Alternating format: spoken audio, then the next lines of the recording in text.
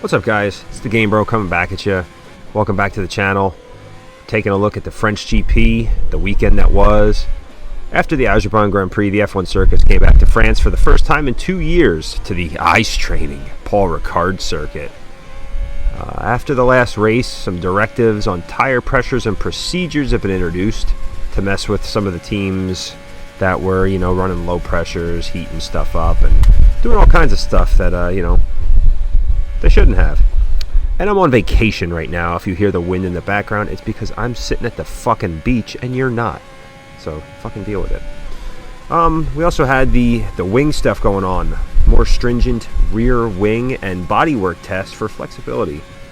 And also in the lead up in Friday, Hamilton and Bottas chassis swap, where Hamilton was given the chassis that Valtteri had since the Imola accident, and then Valtteri was given Lewis's chassis. So jumping right into FP1, lots of runoff area, but still the curbs proved to be troublesome for many of the top guys, as well as the abrasive runoff area. Bottas was P1, Hamilton P2, Verstappen was P3, and the Alpines had the engines turned up for Friday, I guess, and they ran pretty well too. Also had a Roy Nissany sighting for the Williams. FP2 later on Friday, more towards the idea of what qualifying would be like on Saturday. More curb damage as well as some carbon fiber recovery from the Red Bull guys. Max was P1, Bottas was P2 again, Hamilton was P3, and the Alpines for the second practice in a row showed some speed with the Ferrari finally showing up on the top timesheets. FP3 Saturday morning or afternoon or wherever the fuck you are in France or Europe. Quali sims were underway. Max was P1, Bottas again ahead of Hamilton in P2, and Sainz was P3. With only a few hours to go before the start of Q1. So right now it looks like the chassis that Valtteri had, there's a lot of conspiracy theories going on. Really, it meant nothing. Kind of bullshit. So as qualifying starts in Q1, right as we get going, thinking we're on a nice circuit again, no more street circuits, no more bullshit red flags, Yuki bins it in the first corner of his first flying lap. And you get to see the rear end of the car do some twerking, I guess you would call it. Never seen anything like that on the back of an F1 car before, across the whole rear end. That brings out the red flag. So then, at the end of the session, young Schumacher crashes. He gets out of Q1, but of course he bins it, so doesn't get to finish. Doesn't get to go to Q2. Q2, everyone threw on the medium compounds. No one even made an attempt. I think Ricciardo put the softs on to make a run at it, but slowed down because he was locked in. Q3, Max put down a killer lap. Hamilton second, Bottas third. Sainz impresses in fifth. The qualifying pace of the Ferrari has been pretty good all year. Gasly again up in sixth position, and Max's pole lap was a 1:29.990. So it's Sunday. Brundle is back. It's lights out. Away we go. Verstappen gets away well, but goes wide in two, handing the lead to Lewis, showing the pressure or the wind, because the wind was a fucking problem today. He's still ahead of Bottas, though. The top three pull away from the second Red Bull of Perez, but in the long run, it seemed to be more of a strategy move to fight at the end of the race. As the first few laps went on, tire deg looked to be a bit worse than expected after some rain leaving a green racetrack on the start.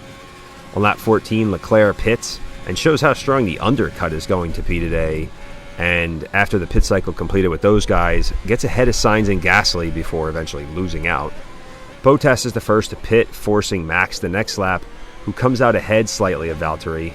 Lewis, who goes 2 laps longer than Valtteri, is next to pit and comes out behind Max. Hammer time definitely looking outdated compared to the in and out lap of Max. Perez later pits from the lead and goes back to fourth, as well as a complaining Lando Norris questioning the McLaren strategy to leave him out so long.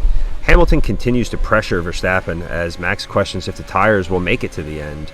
Norris climbs up the midfield as he easily gets past both struggling Ferraris that would both wind up falling out of the points, as the race pace was just shit again on the harder compounds. Onwards to lap 33 or so, Max pits from the lead. Kind of questioned that one at first, but you know what? It forces Mercedes into a one-stop strategy, and Max gets to go onto a nice set of mediums. Initially, Max is flying at times up to 2 seconds a lap faster but starts to equalize a little bit as the mediums wear. Vettel and Stroll again go deep into the run on the hards, wind up making it into the points again, albeit 9th and 10th, with a pretty solid strategy, I guess you'd call another overcut. On lap 45, Max gets past the struggling Bottas after outbraking himself into the chicane. The gap for a few laps floats around 4.5 to 5 seconds. Bottas pissed on the radio again about it being a two-stopper. He needs to realize he was just meant to hold Max up for the good of Lewis's race, as Toto would probably want. On lap 50, Sergio gets a great exit out of the chicane and passes Bottas into 9. Over the last few laps, Max really starts closing in, and on the back straightaway with 2 to go, takes the lead from Lewis with little defense and goes on to win the race with a Barcelona revenge. Gets the fastest lap to boot. Lewis is second, Sergio's third, Bottas is a disappointing fourth, Norris a pretty happy fifth, Ricciardo 6th, Gasly 7th, Alonso a nice showing in 8th, Vettel 9th, Stroll 10th. Ferrari with a disappointing 11th and 16th, and George Russell, probably the best they could have done or have done so far in P12.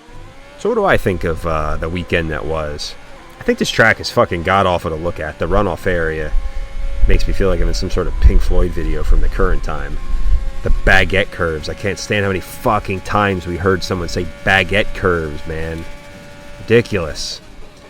But you go into the French GP, just kind of like, you already hate the track. You kind of just go into it expecting it to be a dull, boring race. You know, Mercedes is dominated there. It's just like, fuck, we got to deal with this one until we get to Austria for 2 weeks.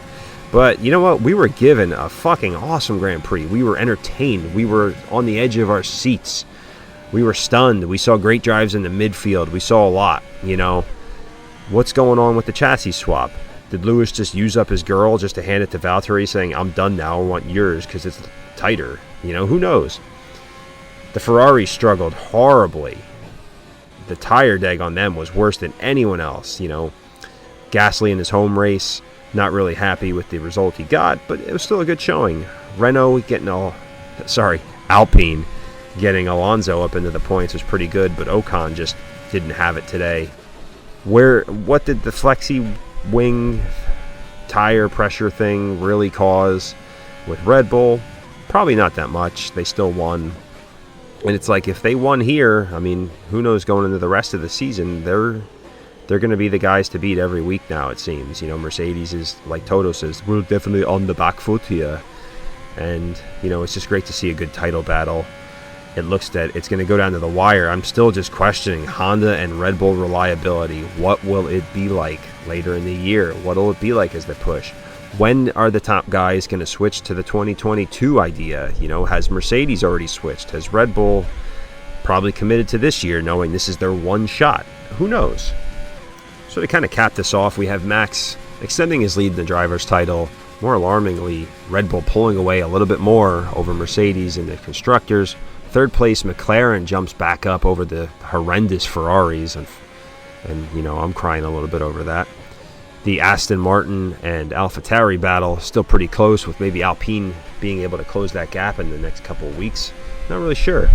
So we go into Austria with a little double header action.